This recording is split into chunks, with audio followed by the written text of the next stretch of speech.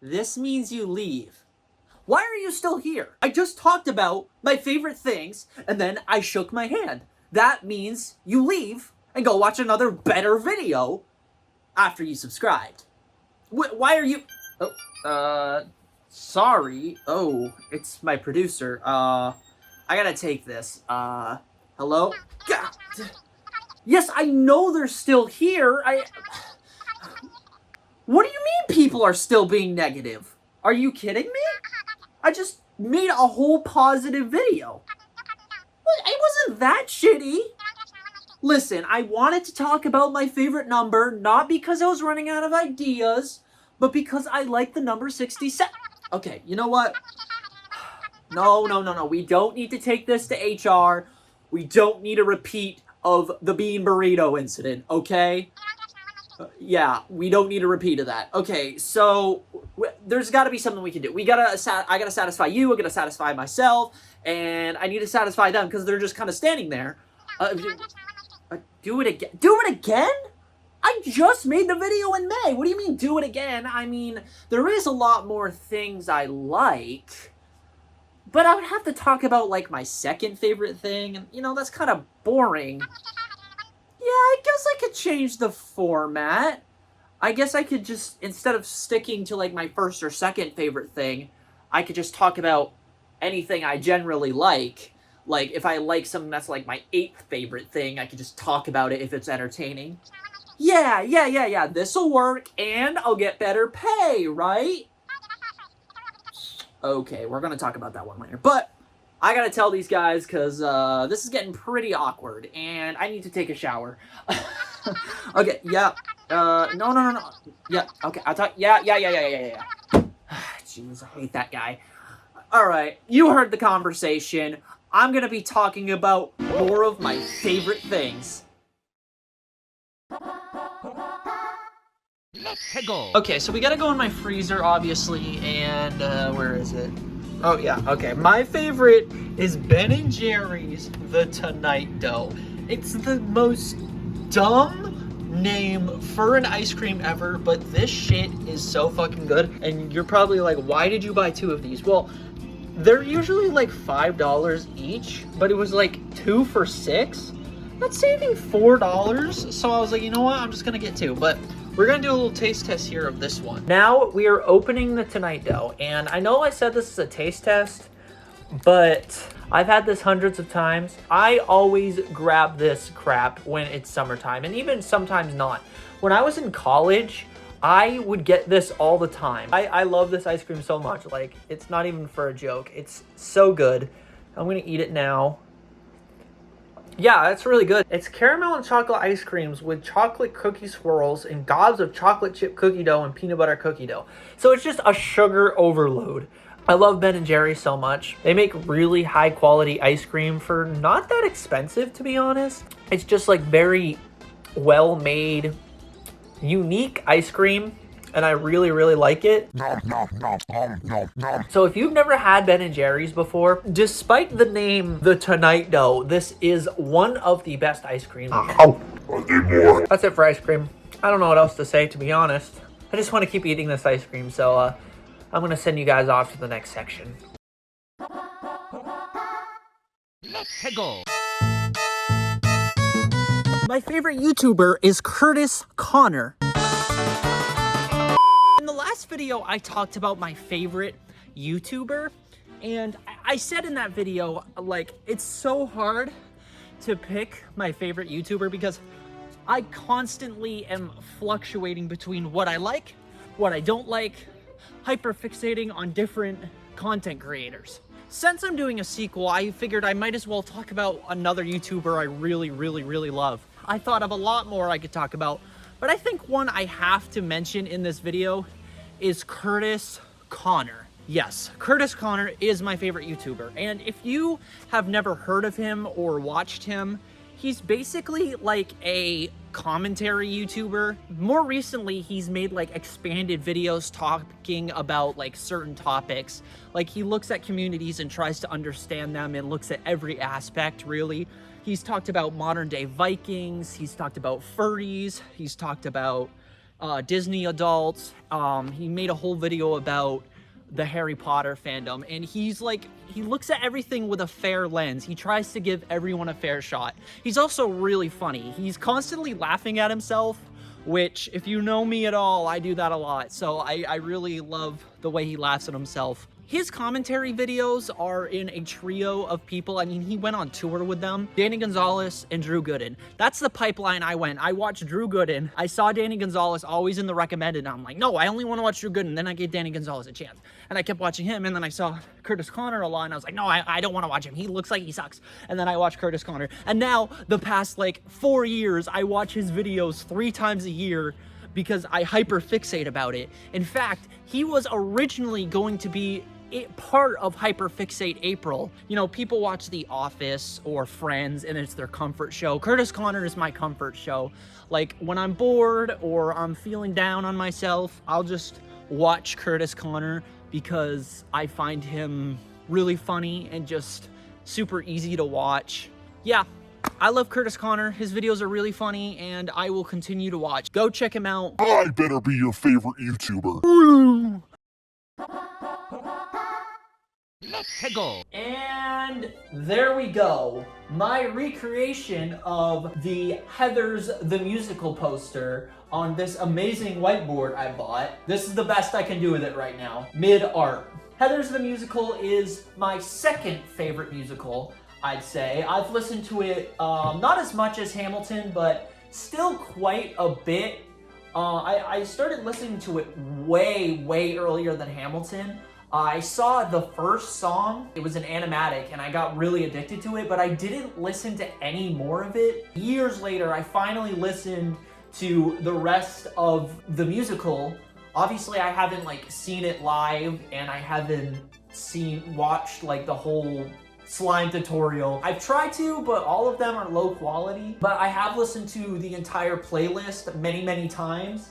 And I only started listening to all of it instead of just the first song because of Candy Store going viral on TikTok, and it started to pop up on my YouTube feed. Hamilton is very, like, you know, historical drama. It's got very rap-like music. Heathers is very more contemporary, obviously. It has more musical music, like music you'd hear drama kids singing in the lunchroom in high school. That's not saying it's a bad thing, obviously. I really like the music in this, and this is actually based off a movie. The original movie is also really good too. The musical and the movie are very, they have a lot of similar elements, obviously, but they changed a lot in the musical for the better. Like, in the movie, Veronica, the main character's best friend, is just this random girl we know nothing about. And then there's the, like, loser fat girl, Martha. At the end of the movie,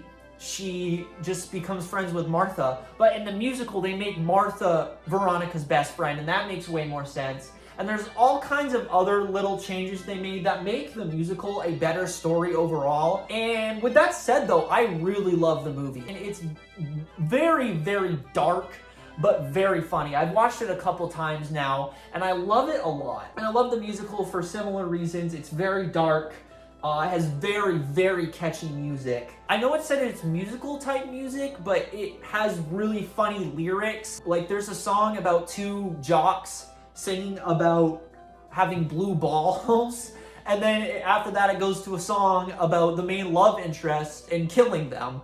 And what's really funny and what people have pointed out is that this movie is like, oh, the edgy kid who, like, doesn't talk to anyone, has school shooter vibes, he's secretly super romantic. But no, in Heathers, he acts like a school shooter, and he almost blows up the friggin' school at the end of the movie. So you got a good story, good music, funny lyrics, all around really good. I have only talked about Hamilton, so I needed to talk about another musical. Heathers the Musical, if you've never listened to it or seen it, you should. There's some beautiful Kindergarten Boyfriend, Lifeboat, I love my dead gay son. I love Heathers the Musical. You should love Heathers the Musical. We all should love Heathers the Musical. Yeah!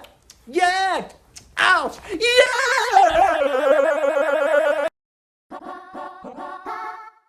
Let's go. Let's see, I know this is a really weird location, but I'm trying to mix it up. During the early part of July, I've been at my parents' house, aka where I grew up, watching the dogs. I'm gonna actually talk about, I guess you'd say, my favorite pet. It's not the dogs I've been watching, although I will show some clips of them right now. They're two golden doodles. Those two dogs are Timberjack and Maple Bean. They're both golden doodles, but before that, we had a dog named Sandy, and that's my favorite pet because we got her near Christmas. I was 11 years old. She passed away the summer before I turned 21 years old. So we had her for just under 10 years, and we had her during the formative years of my life. So, like, she's a very important animal to me. Sandy, she was a really weird dog. She hated being in the car. She hated, like, going upstairs in this house. She did bark a lot, I will say that. But she was very calm. She was the perfect animal for me. Like, when I'd watch her, when I'd be home alone, she would just be chill, lay next to me, and she wouldn't go crazy. She didn't like going on walks that much. She was super lazy, just like me. She was the perfect animal. I loved her a lot. We put a winter tube, connected it to her leash, and let her go.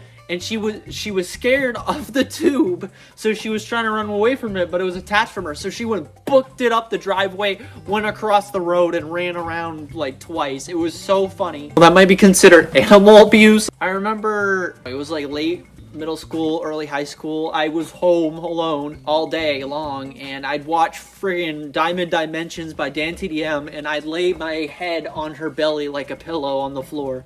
I don't think she liked it very much, but I still did it. She used to do this thing where she went woof. It was one of the cutest things. We have her ashes next to some of her toys and her paw print. I'll show a picture of it. And she was just a great dog. I really couldn't have asked for a better dog. No dog will ever replace her. She was amazing. Here's this picture of her where we put shorts on her. We freaking messed with this dog, and she loved us no matter what. She used to do this super cute thing when she wanted to be pet, or she really liked you. She'd sit in front of you when you're at the chair or at the couch, and she'd just go put her paw up, and you'd move it because it was cute when you did this. You move her paw and she'd immediately go.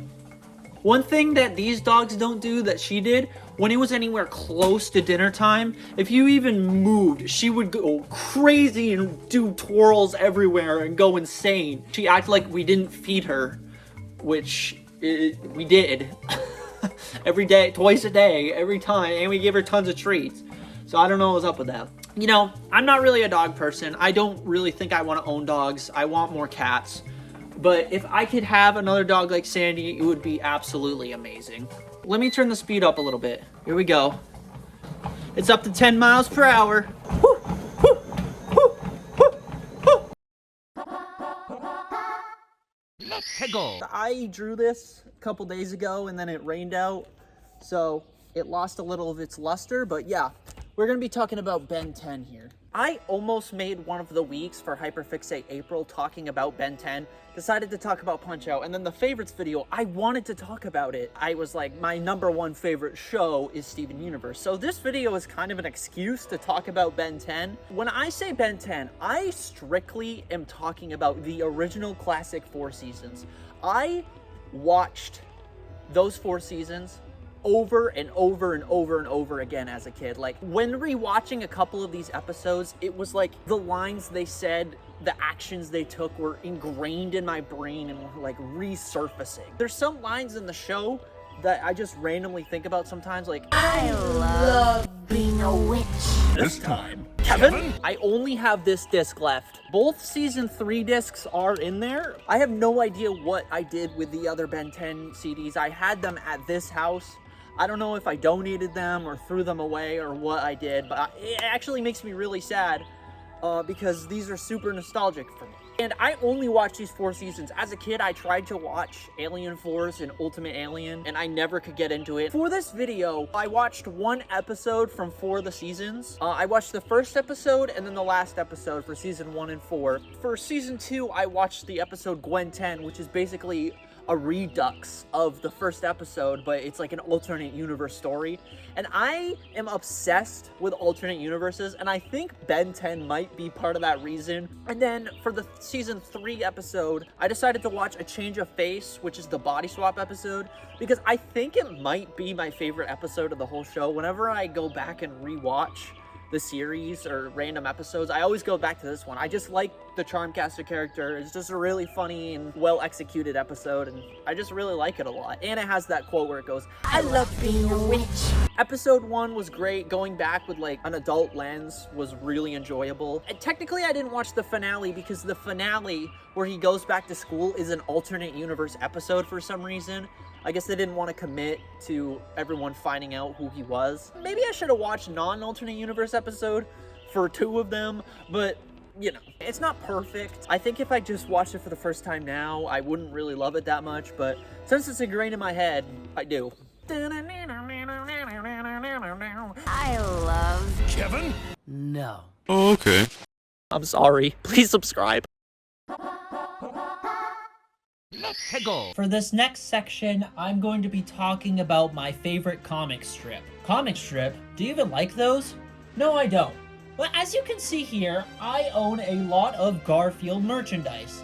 And it is a crime that I have not talked about it in any video. So this is my excuse. My favorite comic strip is Garfield. I am extremely hot right now because it is the middle of summer and I am wearing a sweater. Hold on, let me just take a sip real quick.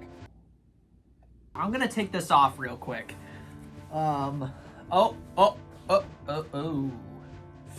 Well, actually, this has a hole in it, so I'm actually gonna take this one off. You know, I really don't like this shirt. It's kind of cringy, so,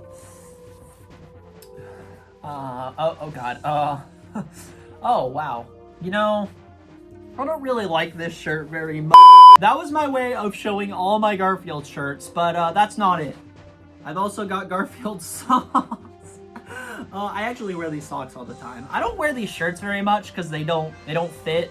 This section is literally me showing you all my merch. I don't even know why I like Garfield. Like, don't get me wrong, I like Garfield. I never hated on it like a bunch of other people did for a long time. My dad had Garfield like comic strip books that I'm gonna show you in a minute here. His dad gave them to him, and then when I was really young, he gave them to me, and I read them all the time. I'd usually just read them over and over when I was grounded because I had nothing else to do. So I have a really like nostalgic connection to Garfield, but like in modern day, I only collect Garfield stuff just because like people know I like Garfield, so they just give me Garfield stuff. And I don't really partake in any Garfield media. I don't hyperfixate over it. I just own Garfield stuff. And it had me existential, and I wanted to make a video like, do I even like Garfield? But I just like Garfield's design, you know? It's just as simple as that. So we're gonna go out of tripod mode, and we're gonna go point of view mode. It's your best friend, voiceover Ross. And I'm gonna be honest, I yapped way too much while making this video, but I've been able to whittle it down and keep my main points intact while editing. But for this section, I went too far. I explained every piece of merch in detail. So, to prevent this section from becoming 3 times longer than the others, I had an idea. I'm gonna do an old-fashioned montage. Rapid fire clips of all my Garfield stuff. You better have your pause button ready if you want to see anything I show in detail. You ready? 3, 2, 1. This is Garfield, and then Mia Garfield, like Garfield Monopoly. Garfield the movie. Garfield gets real. Garfield calendar stays in the bathroom. I got for my last birthday. He's cute, hang on a window, Potfield. Hey girl, want a saber? I don't remember. We lobotomized butt style this Garfield and made him addicted to crack. These ones, so weird. This, you know, we got Garfield. We got Garfield. This one collection here. 8-year-old me was like, humana. The first 7 books in order. Garfield clock. Well, I hope you enjoyed that. Back to video, Ross. That is what I've got of Garfield stuff. It's actually kind of less than I thought. It's also way more than I have of anything else except maybe Mario stuff. It's just so weird because I don't partake in anything Garfield. Like, I'm not hyper fixated with it, but I got all this crap. Mondays, am I right? Let's go. This one's gonna be a bit of a status quo change. We are going to be talking about my favorite coffee, but I'm not going to be drinking my favorite coffee because, well, it's a bit of a tragedy. I just did a mobile order for a coffee at McDonald's. I get coffee at McDonald's every single morning because on the app you can get a 99-cent large iced coffee, and you know, it does its job. It gives me energy for the day. I figured it'd be nice to just show you drinking a coffee I literally have been having every day for a month. Here it is, the coffee I always get. It is a French vanilla iced coffee from McDonald's, and you know, you can taste the burnt of the coffee in there. It's kind of shitty coffee. The first time I had it, I didn't like it very much, but you know, I've gotten used to it. It's like Stockholm Syndrome, but with coffee. But this is not my favorite kind of coffee. I've had two favorite coffees. My first ever favorite coffee, it was those bottled Dunkin' ones, which I still drink all the time, but it was a Girl Scout cookie Thin Mints flavor. It was so good. I didn't drink coffee before that. My roommate in college, one of my roommates, he got it once, so I wanted to try it because he said it was really good, and I never liked coffee. I never could get into it. And I drank it and I was like, holy shit, this is really good. So I got it over and over. And then they discontinued that mint coffee and they've never brought it back. And it was the greatest thing I've ever had. My mentor of coffee is gone forever. And it makes me so sad. I really, really want it again. But my newest favorite coffee that I would have loved to drink for this part of the video is Also a tragedy. They also got rid of it. I'm so pissed about this still. I should have expected it because it was a seasonal flavor. My boss at my job, he got us Starbucks and he got me pistachio flavor. And you know, I don't really like pistachio that much. Yeah, I don't hate it. And I drank it and it was so good. I loved it. And then I noticed at Dunkin' they had pistachio flavor, so I started to get that, and it was so good. I got it all the time. It's just, it has a buttery taste to it, weirdly enough, and it was like just sweet enough. It was so good. And I got it all the time. And then a few weeks ago, I went, I'll get a pistachio swirl iced coffee. And then they said it. We discontinued that flavor. No! They got rid of pistachio swirl. Twice in my life, they got rid of my favorite kind of coffee, and it was Dunkin' both times. So now I have to talk about this, and I can't drink pistachio. I'm so sad. So if you take anything from this video, Dunkin' hates me personally. Let's go. Crossy Road. Why Crossy Road? Well, it's not a game I play all the time per se. Around when it was newer, back when I was in middle school, I played it all the time. I'd play it in class and between class. If I had like a day off or on the weekend, I'd be like playing it all day long. I loved unlocking the characters so much, I unlocked all of them, which was kind of like an achievement I kind of bragged about, even though it's really lame. And this became like a personal legacy of mine. And whenever I would think about the game or re-download it, I didn't have any of my saves, so I was like, you know, there was a time where I had every character unlocked. And a couple years ago, I got really hyper fixated on Crossy Road. And I just kept playing and playing and unlocking the characters. And you guess what, guys? I unlocked every single character again. And there was like 3 times the amount than when I did it last time. And I actually had to spend money to get every single character. And I was so deep into it, I didn't want to do it, but I spent money on Crossy Road. I just like this game, and the only reason I like it is to unlock the characters. I just really like when games have you unlocking characters, like in Mario Kart or Smash. So this game is perfect for me. The gameplay itself, it's serviceable. If you've never played it, just give it a try. There's literally nothing you could lose from playing it. I was like, okay, they had to have added a couple characters because it's been a couple years. They added like 50 more characters. So now I don't have every character anymore, and a few of them they added you have to pay for. So unless I get hyperfixated again, I currently do not have every character again. But yes, Crossy Road, it's fun. That's all I gotta say about it. Let's go. Now, I actually went to film school, so this might be shocking to hear, but I don't really watch movies. And it's just because, one, I have a bad attention span. I just don't like sitting there for an hour watching a movie. It takes a lot for me to convince myself to do it. And usually when I do it, I enjoy myself. I do have some favorites, like I talked about in the last video, Ratatouille and The Curious Case of Benjamin Button and a bunch of other movies. But today, I was thinking of movies, and the movie National Treasure popped into my head. Because every few years, I just get the urge to watch that movie and its sequel. And it's just a comfort movie. I don't know, a lot of people say it's not the best movie, but I just love it so much. And I'm actually about to watch it so I can give a really fresh take on it. I am going to watch this movie, and I will see you once I do. I'm gonna steal the Declaration of Independence. Just like I said, that's just such a comfort movie. The movie is super dripping with atmosphere. That's one of the best parts about it. Like, you know, there's lots of issues with America's history about freedom, and some of the lines they portray in the movie are kind of hypocritical to how we treat a lot of people in this country. But regardless, the atmosphere and what they were going for is really good. They clearly, when writing this movie, did a lot of research.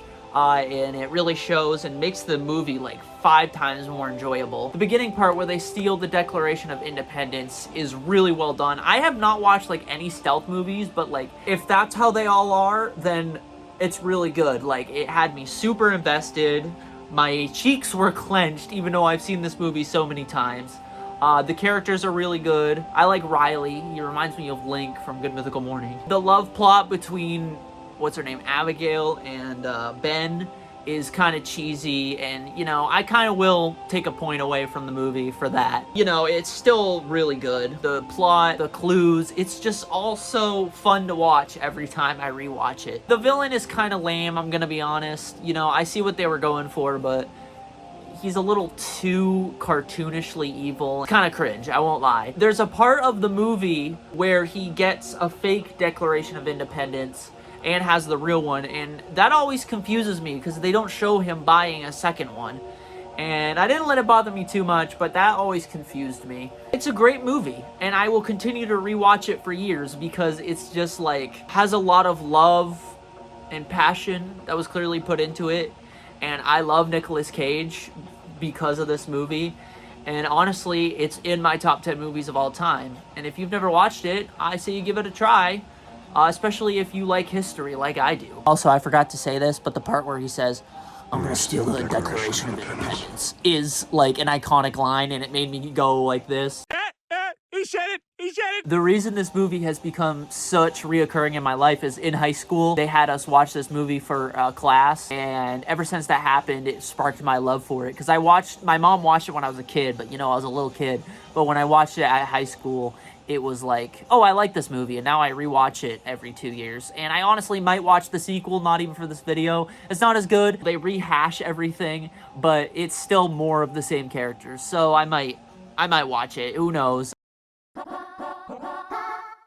Let's go. If you've paid attention at all throughout this entire video, you know what game I'm talking about. Mario 64. I know fully that this game is slightly doo-doo. It's a classic game, but it has a lot of issues. The controls are kind of bad. The camera is really difficult to deal with. It's aged well, but kind of like a overly stinky cheese, I'd say. Like, it still tastes good, but it's like, you know, you gotta prep yourself for it, put yourself in the right mindset. But with that said, I love this game. My friends Landon and Fisher, aka Lurberg, dog on me whenever I talk about how I love this game, but I just can't hate it, no matter what.